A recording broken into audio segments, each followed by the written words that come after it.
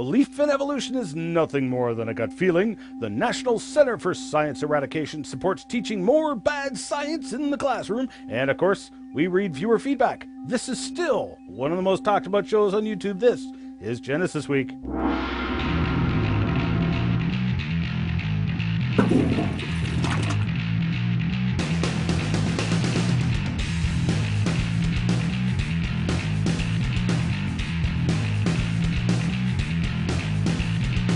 And welcome to this episode of Genesis Week, the weekly program of creationary commentary on news, views, and events pertaining to the origins controversy, exclusive right here on YouTube. Once again, in the top 10 most talked about videos in science and technology on YouTube, we bring you the information the anti-creationists don't want you to see or hear, and we show the glory of God in creation. Hey, don't get lost in cyberspace. Just punch in Wazooloo.com or GenesisWeek.com. You will find us, or click the ever so convenient subscribe link up top. I'm your host, Ian Juby. A Live Science article carried the bold and revealing headline, "Belief in Evolution Boils Down to a Gut Feeling." Now, I must first make a disclaimer. The vast majority of people that I've met who are of evolutionary persuasion are good, honest people who simply have never heard any of the overwhelming evidence refuting evolution and affirming creation.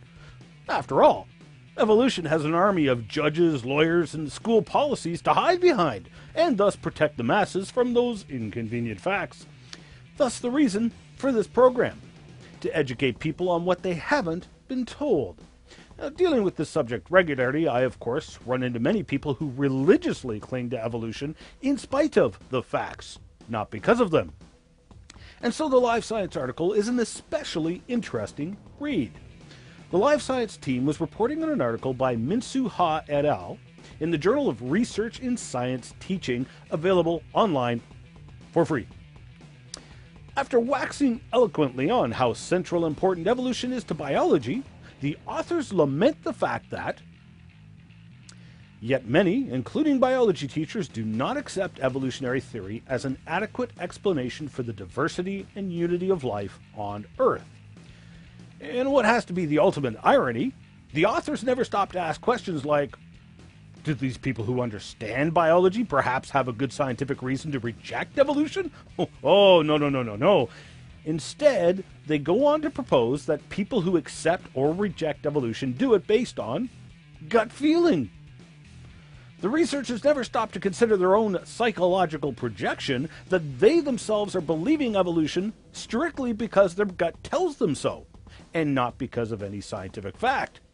I have some news for you, folks. There are numerous lines of scientific evidence which refute evolution, and in fact, the evidence from biology is some of the most powerful evidence refuting evolution, hence the reason many biologists reject evolution as the only explanation for life and its diversity.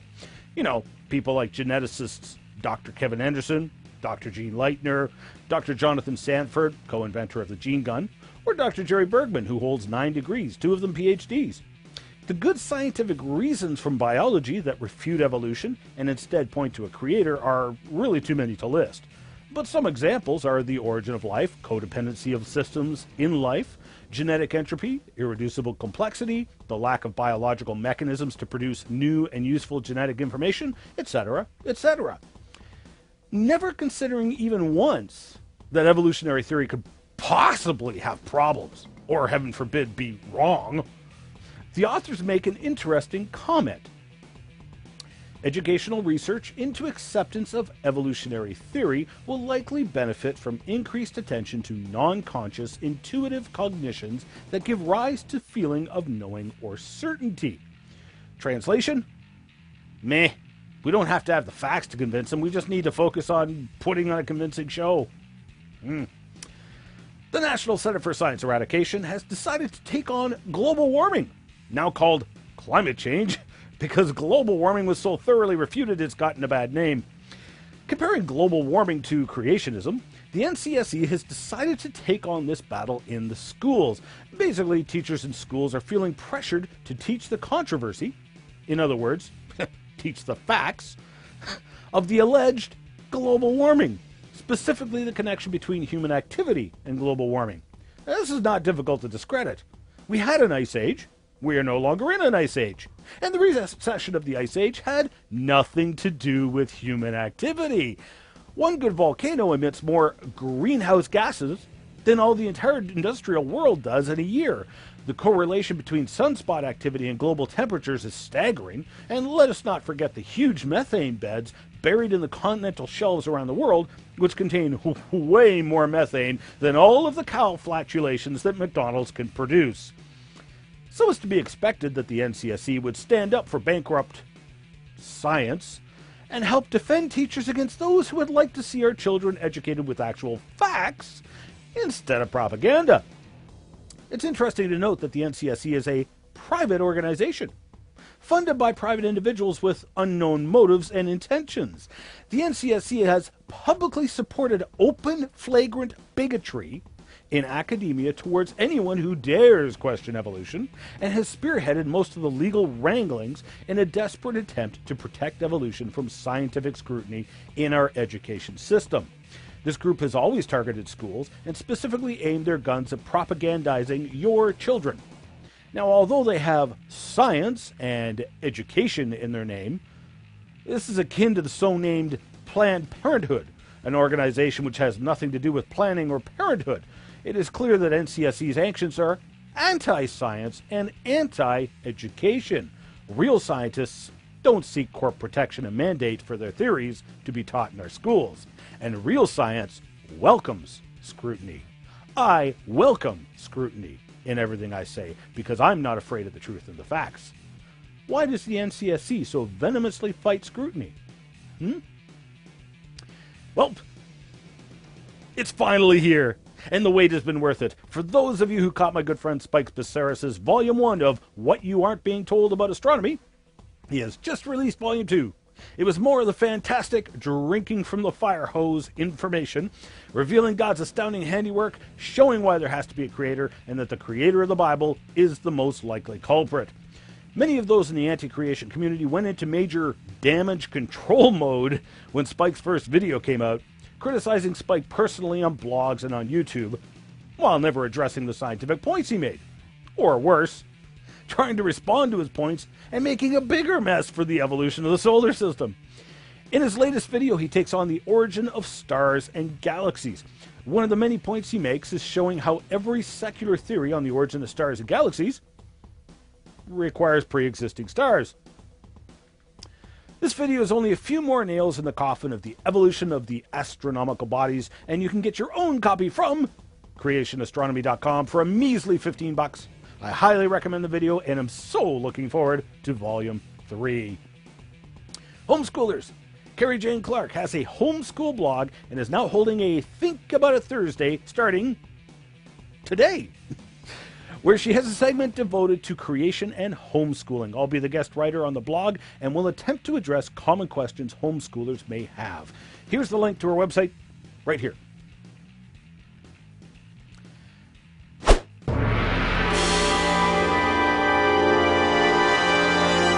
Woohoo! Mail for me?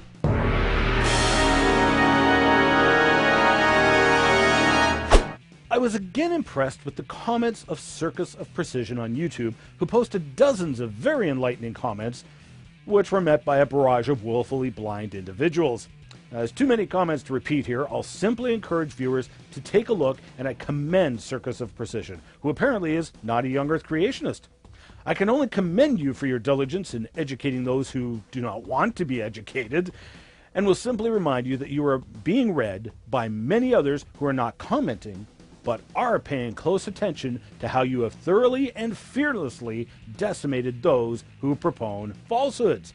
Precision, for your valiant efforts in the intellectual battle, particularly against those who seem to have come to an intellectual battle unarmed, I salute you. I'd buy you Tim Hortons coffee, because I'm sure your head must hurt after the barrage of non sequiturs and bad science that's been hurled at you. Wazooloo. And now that you've proved an intelligent designer created life, which God is it? How have you confirmed that the gods of other religions and books are false and yours are true? An intelligent designer is a very vague concept. Scientists created life in the lab. Are they also intelligent designers?